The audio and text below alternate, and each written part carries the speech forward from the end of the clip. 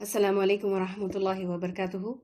الحمد للہ رب العالمین والصلاة والسلام علی سیدنا محمد وعلی آلہ وصحبہ اجمعین، اما بعد، اعوذ باللہ من الشیطان الرجیم، بسم اللہ الرحمن الرحیم، رب اشرح لی صدری ویسر لی امری واحلل عقدۃ من لسانی یفقہوا قولی واجعل لی وزیرا من اہلی۔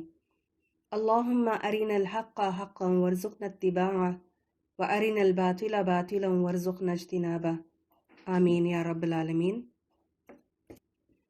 آج کا لیسن نمبر 13 ہے، اور انشاءاللہ ہم آیت نمبر 7 سورۃ الکہف کی پڑھیں گے۔ آیت 6 میں نبی صلی اللہ علیہ وسلم کے غم کا تذکرہ تھا، اور وہ یہ تھا کہ لوگ اس کتاب کو مان کیوں نہیں جاتے، اس پر یعنی قرآن پر عمل کیوں نہیں کرتے، اس شریعت کو اپناتے کیوں نہیں، اس کو چھوڑ کر کس چیز کی طرف بھاگ رہے ہیں۔ آیت نمبر 7 میں اس کے جواب میں اللہ تعالیٰ نے فرمایا، اِنَّا جَعَلْنَا مَا عَلَى الْأَرْضِ زِينَةً لَهَا لِنَبْلُوَهُمْ أَيُّهُمْ أَحْسَنُ عَمَلًا۔ لوگ اس لیے قرآن پر عمل کرنا نہیں چاہتے کیونکہ یہ زمین کی زینت میں کھو گئے ہیں، زمین کے اٹریکشنز کو پانے میں اپنی زندگی کھپا رہے ہیں۔ اس کتاب کو پڑھنے، سیکھنے، جاننے اور عمل کرنے کا ان کے پاس وقت نہیں ہے، ٹائم نہیں ہے، انٹرسٹ نہیں ہے، یا پھر شوق نہیں ہے۔ تو آئیے دیکھتے ہیں اس آیت کا تفسیر سے۔ اِنَّا جَعَلْنَا مَا عَلَى الْأَرْضِ زِينَةً لَهَا لِنَبْلُوَهُمْ أَيُّهُمْ أَحْسَنُ عَمَلًا۔ بے شک ہم نے روئے زمین پر جو کچھ بنایا ہے، ہم نے اسے زمین کی رونق کا باعث بنایا ہے تاکہ لوگوں کو آزمائے ان میں سے کون بہتر عمل کرنے والا ہے۔ آیت کا پہلا حصہ، اِنَّا جَعَلْنَا مَا عَلَى الْأَرْضِ زِينَةً لَهَا، جو کچھ بھی زمین میں ہے وہ زمین کی زینت ہے، زمین کی خوبصورتی ہے، یا اس کے ذریعے زندگی میں بہاریں آتی ہیں۔ زمین کی ظاہری خوبصورتی کو سمجھنے کے لیے کسی ہل اسٹیشن کو ذہن میں لائیں۔ لوگ اکثر چھٹیاں منانے کے لیے جہاں پر جاتے ہیں، اور کیوں جاتے ہیں؟ نیچرل سینک بیوٹی کو انجوائے کرنے کے لیے۔ یاد آئی کوئی جگہ؟ جیسے کائگل ہے، اوگنیکل، ایلگری، کوڈائی کنال، منار۔ ان کے نام سن کر کون سی چیزیں تصور میں آئیں؟ ہو سکتا ہے واٹر فالز آپ کے ذہن میں آیا ہوگا، یا پھر کوئی گرینری، تو اس میں دریا، سمندر، کوئی جھیل، یا درخت، شجر، پیڑ پودے، یا پھر پہاڑی علاقوں میں بھی جاتے ہیں نا۔ تو یہ سارا کچھ، یہ حسین منظر زمین کی زینت ہے، زمین کی خوبصورتی ہے۔ اللہ تعالیٰ نے زمین کو سرسبز اور شاداب بنایا ہے تاکہ ہمارا تھوڑا سا اس میں دل بھی لگ جائے، کیونکہ ہمیشہ آخرت کی ہی فکر کرتے رہیں گے اور جہنم کی سوچ میں، اس کی فکر میں رہیں گے تو پھر دنیا میں اپنے کام نہیں کر سکیں گے۔ تو اس کے لیے بھی دنیا کو تھوڑی سی خوبصورتی بخشی تاکہ ہم اس میں تھوڑا سا اپنا دل لگا کر پھر اللہ کی بھی عبادت کریں، اس کی اطاعت کریں۔ تو یہ جھیلیں، پہاڑ وغیرہ، جو درخت وغیرہ جو ہیں، یہ سارا کچھ نیچرل چیزیں ہیں جو زمین پر پائی جاتی ہے، لیکن کچھ چیزوں کو زمین سے لے کر یا نکال کر زندگی کو بارونق بنا لیتے ہیں۔ آپ دیکھیں، سجاوٹ کی چیزیں جو عموماً گھروں میں رکھتے ہیں ہم، وہ بھی دنیا کی زمین سے نکالے ہوئے میٹیریل سے بنتی ہیں نا، جیسے پاٹس ہیں، وازز ہیں، یہ سارا کچھ مٹی اور کلے سے بنی ہوئی ہے۔ پھر فرنیچر دیکھیں، ٹیک ووڈ، روز ووڈ، شیشم کے درختوں سے بنے ہوئے گھر کی خوبصورتی میں اضافہ کرتے ہیں، اور یہ اسٹیٹس سمبل بھی ہے، انسان کی خوشحالی کا ایک نشانی ہوتی ہے، سمجھی جاتی ہے۔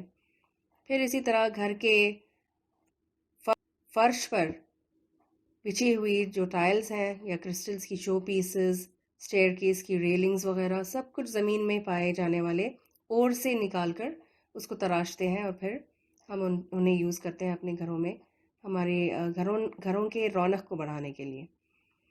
اور ان کے ذریعے گھروں کا ایمبینس جو ہے وہ بڑھایا جاتا ہے۔ لیکن اصل خوبصورتی جس میں عورتوں کا دل اٹکا ہوا رہتا ہے وہ کیا ہے؟ زیورات، سونے چاندی کے بنے ہوئے یا ہیرے جواہرات، ڈائمنڈز اور روبیز کے بنے ہوئے، یہ کہاں سے ملتے ہیں؟ یہ بھی زمین کے منرل اور سے نکالے جاتے ہیں، اور جو پرلز یا موتیاں ہیں جو ہم یوز کرتے ہیں زیورات کے لیے ہی، تو وہ بھی سمندر کی تہہ سے نکال کر لاتے ہیں، پھر ہم بڑی بڑی رقم دے کر ان کو خرید کر پہن کر اپنا حسن بڑھاتے ہیں۔ پھر طرح طرح کے لباس اور کھانے پینے کی چیزیں اور باقی ساری نعمتیں جو ہیں دنیا کی، وہ سارا کچھ ہی دنیا کی زینت ہے، سب کچھ زینت میں شامل ہے۔ تو زینت کا لفظ تھوڑا سا آپ سمجھ لیں، اس سے یہ بات سمجھ میں آتی ہے کہ اللہ کی طرف سے جتنی بھی نعمتیں ملی ہیں اور زمین پر پائی جانے والی ہر خوشنما چیز زمین کی زینت ہے۔ زینت لفظ کا مطلب کیا ہے؟ لوگ اپنی بیٹیوں کا نام بھی رکھتے ہیں نا زینت، تو اس میں آپ نے لفظی ترجمہ میں پڑھا کہ زینت کا ترجمہ کیا تھا، اس میں زینت یا آرائش ہی پڑھا تھا آپ نے، زینت کا لفظ کو زینت ہی ترجمہ کیا ہے، تو اس میں آرائش بھی ہے، یعنی ہر خوبصورت چیز جس کو پانے کی خواہش ہو، جد و جہد کیا جائے، ہر ممکن کوشش کی جائے، اور جس کو کھو دینے کا غم اور خوف ہو، جس کے نہ ملنے سے انسان کو فکر لگ جائے، وہ ساری نعمتیں آرائش کی زینت ہے۔ یوں سمجھ لیجئے کہ ہر اٹریکٹیو چیز جو ہے دنیا میں وہ زینت ہے دنیا کی۔ اسی سورے میں زینت کا لفظ بار بار پڑھیں گے سورۃ الکہف میں، جیسے المال والبنون زینت الحیات الدنیا، ایک آیت میں ہم پڑھیں گے مال اور بیٹے دنیا کی زندگی کی زینتیں ہیں، اور مال اور بیٹے جو ہیں دونوں کی انسان کو شدید چاہت ہوتی ہے، زندگی کی یہ رونقیں ہیں اور بہاریں ہیں، انہی دو چیزوں میں تلاش کیا جاتا ہے، اور ان کے کھو جانے کا یا دور ہونے سے ڈرتے ہیں، غمگین ہو جاتے ہیں لوگ۔ لیکن اللہ تعالیٰ نے اتنی زینت، اتنی خوبصورتی کیوں رکھ دی زمین پر؟ دنیا کو اتنا حسن کیوں بخشا؟ لِنَبْلُوَهُمْ، اس ایک لفظ میں اس کا جواب ملتا ہے اس سوال کا، تاکہ ہم آزمائیں ان کو، انسان کو آزمانے کے لیے یہ ساری چیزیں، یہ زینتیں، یہ بہاریں ہمیں دی گئیں۔ ہم عموماً نعمتوں کی کمی کو، لاس جو ہوتا ہے نا، نقصان جو ہو جاتا ہے، اس کو ہم عموماً آزمائش سمجھتے ہیں جب کسی چیز کا نقصان ہو جائے تو، لیکن اس آیت سے پتہ چلا کہ خوشحالی، خوشنمائی، نعمتوں کی کثرت، خوبصورتی، مال اور دولت بھی آزمائش ہیں، انسان کی آزمائش کے لیے کہ اس زینت کو، ان نعمتوں کو پا کر ایہم احسن عملا، ان میں سے کون کتنا اچھا کام کرتا ہے۔ یہ نعمتیں ہمیں ٹیسٹ کرنے کے لیے عطا کی ہیں اللہ نے، کہ کون اس دنیا کی رنگینیاں اور اس کی رونق میں کھو کر رہ جاتا ہے، اور کون ہے جو اس کے اندر رہتے ہوئے اللہ کو یاد رکھتا ہے، اللہ کی اطاعت کرتا ہے، اللہ سے جڑا رہتا ہے۔ کیونکہ مصیبت کے وقت پر تو ہر کوئی اللہ کو یاد کرتا ہے، دعائیں مانگتا رہتا ہے اللہ سے، لیکن جب خوشحالی مل جائے، مال و دولت اور آرائشیں اور یہ آرام، کمفرٹس جب مل جاتی ہیں نا، تو پھر انسان اللہ سے دور ہونے لگتا ہے، تو اسی کی آزمائش ہے۔ تو یہ ہر نعمت جو ہے بہاروں والی، تو یہ جانچنے کے لیے ہے کہ اللہ سے کتنا جڑا رہتا ہے انسان ان کے باوجود۔ پھر اس چیز کی بھی آزمائش ہوتی ہے کہ دنیا کی رنگینیوں کے نشے میں خزانے، مال اور اولاد پانے کے لیے، لگژریز اور کمفرٹس پانے کے لیے کون حرام چیزوں کا سہارا لیتا ہے، اور کون اپنے آپ کو روک کر بچاتا ہے حرام سے۔ مثال کے طور پر جو ابھی ہم نے سنا اور جانا کہ دنیا کی زمین کی زینتیں کیا کیا ہیں، ان میں شاندار گھر، مال، زیورات، ان سب کا ذکر ہوا تھا، تو ان کی خواہش اللہ نے فطری طور پر انسان کے دل میں رکھی ہوئی، تو ان کو پانے کی کوشش کرنا غلط نہیں ہوگا، کوئی گناہ کا کام نہیں ہے، لیکن ان کو حاصل کرنے کے چکر میں اگر کوئی حرام کام کا ارتکاب کرے، جیسے انٹرسٹ پر قرضہ لے یا پھر چوری کر کے اس کو حاصل کرے، جھوٹ کا سہارا لے کر مال حاصل کرے، یا دھوکہ دے کر کسی سے حاصل کرے، ناانصافی سے چھین لے، جیسے وراثت کی تقسیم کرتے وقت ہوتا ہے کہ کسی اور کا حق مار کے پھر دوسرا لے لیتا ہے والدین کی چیزیں، یا پھر تجارت اور بزنس. یہ تو بہت عام ہے روزمرہ کی زندگی میں. اگر کوئی تجارت اور بزنس میں دھوکے سے کچھ مال حاصل کر لے، اور یہ کیوں کرتے ہیں؟ تاکہ لگژریز کو حاصل کرنے کے لیے نا، دنیا کی زینت پانے کے لیے. تو یہ سارے کام جو ہیں وہ غلط ہیں. دنیا کی زینت کی خاطر اپنے ضمیر کو بیچ دینا، اپنی روح کی آواز کو دبا کر حاصل کرنا گناہ ہے. اور اگر انسان رک جائے ان سب چیزوں سے تو کیا ہوگا؟ تھوڑا سا اس کی دنیا میں کمی ہو جائے گی، اس رنگینی سے وہ محروم ہو سکتا ہے.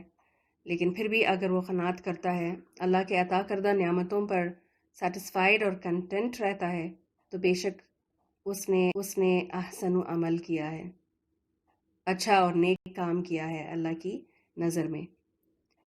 تو حرام سے بچ کر اللہ کی دی ہوئی نعمتوں پر قناعت کرنے والا احسن عمل کرتا ہے. تو یہ ایک صورت ہے احسن عمل کی، اچھے کام کی، اچھے نتیجے کی، جو اللہ تعالیٰ کو مطلوب ہے. سورہ دہر یا سورۃ الانسان، یہ دو نام ہیں ایک ہی سورت کے.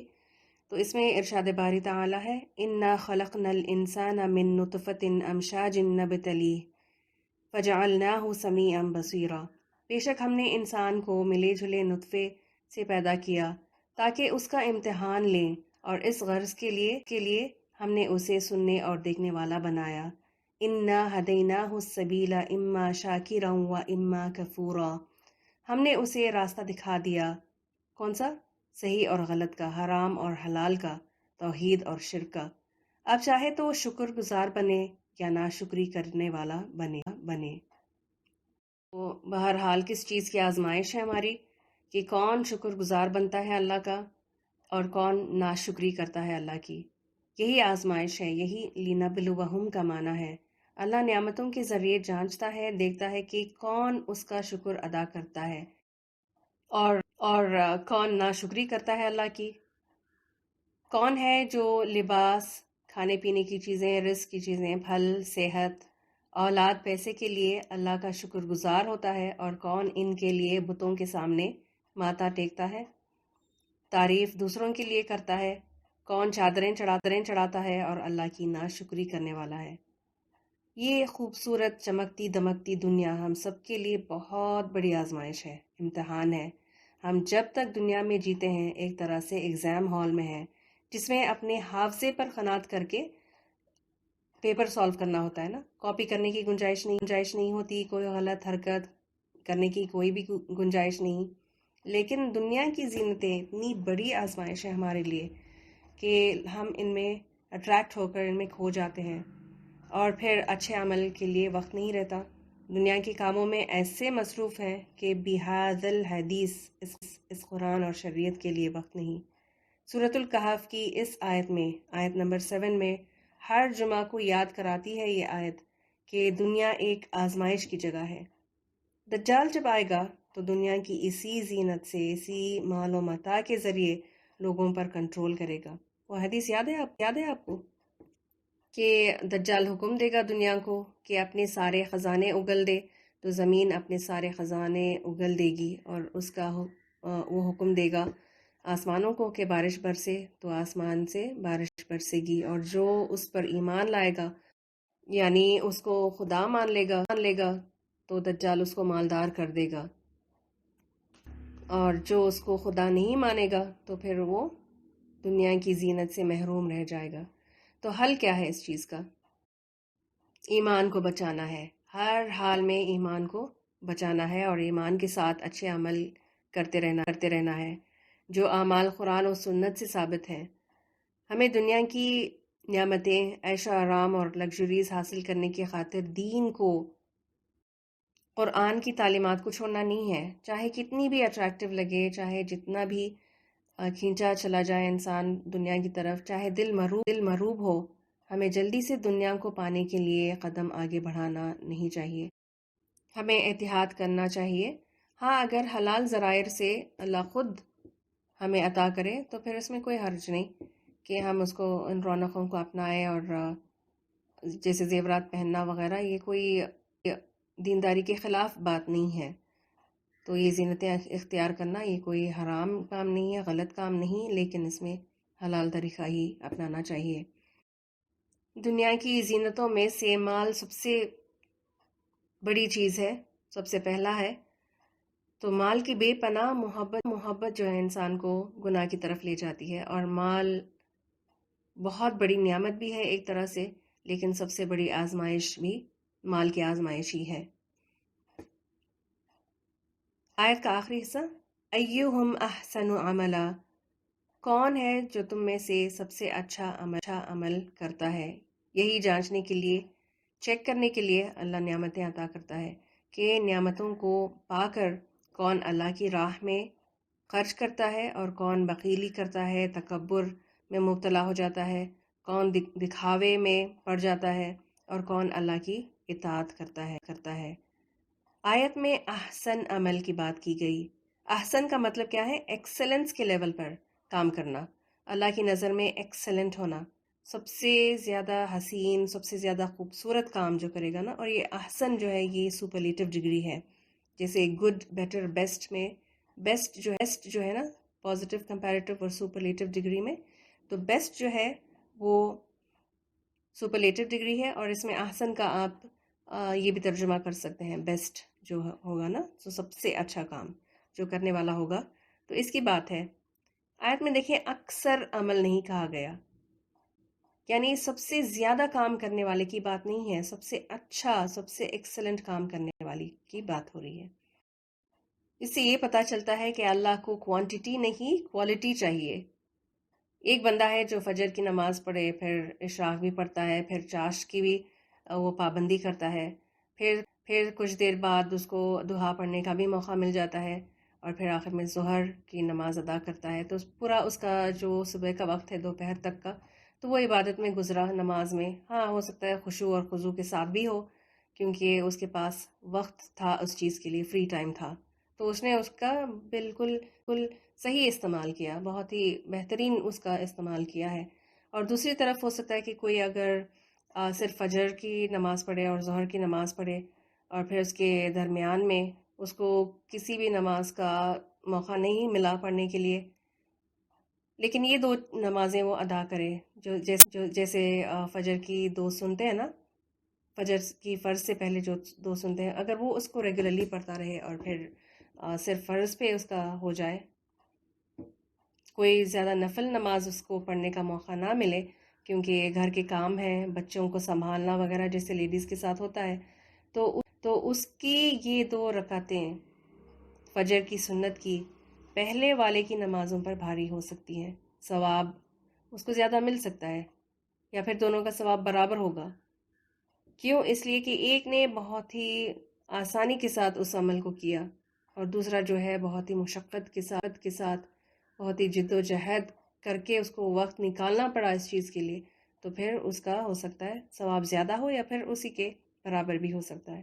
اسی طرح اگر کوئی ہر ماہ 2 لاکھ کمائے مثلا، اور 1 لاکھ خرچ ہو جائے اس کے گھر کے اخراجات میں، اور ہر مہینے میں 1 لاکھ کی بچت ہو، پھر سال کے آخر میں کتنی سیونگز ہوگی اس کی؟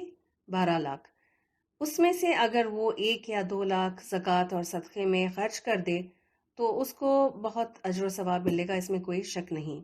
لیکن اگر کوئی کچھ ہزار کمائے اور تقریباً سارا پیسہ گھر کے اخراجات میں خرچ ہو جائے، اور بس تھوڑی سی سیونگ ہو، لیکن اس میں سے بھی 500,000 روپے صدقے میں دے، تو اس کا اجر پہلے والے سے ہو سکتا ہے زیادہ بہترین ہو اللہ کے ہاں، زیادہ وزنی نیکی ہو۔ کیوں؟ کیونکہ اس نے مشکل کے باوجود صدقہ کیا تھا، اور پہلے والے نے آسانی کے ساتھ کیا تھا۔